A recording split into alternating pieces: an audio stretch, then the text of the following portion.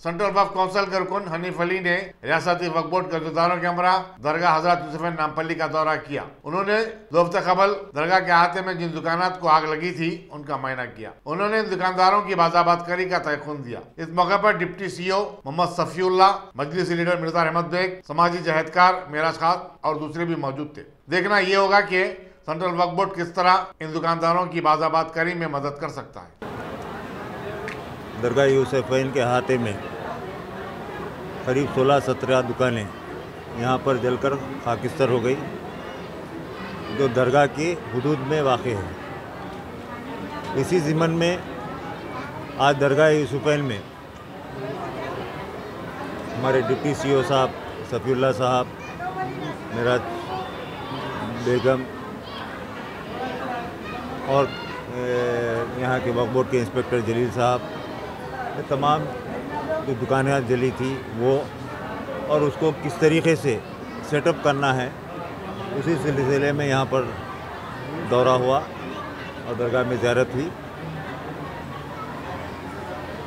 यहाँ पर काफ़ी चीज़ों की सुधार की ज़रूरत है, जैसा कि टॉयलेट्स का मसला है, सफाई का मसला है, और जिस तरीके से यहाँ पर कुबूर के ऊपर स्टॉल्स लगाई गई हैं वो भी गौर करने की बात है। तो ये तमाम चीज़ों का यहाँ पर जायज़ा लिया गया है।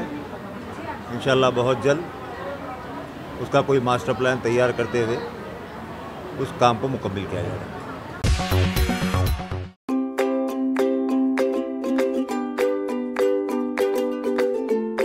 Every child's success story starts here, like a multifaceted diamond.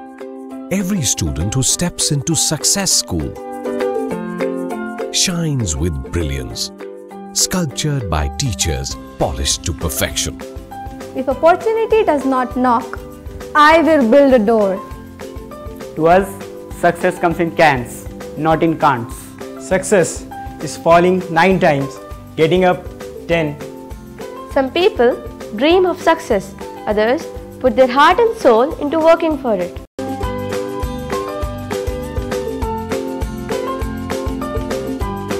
Success, finding oneself.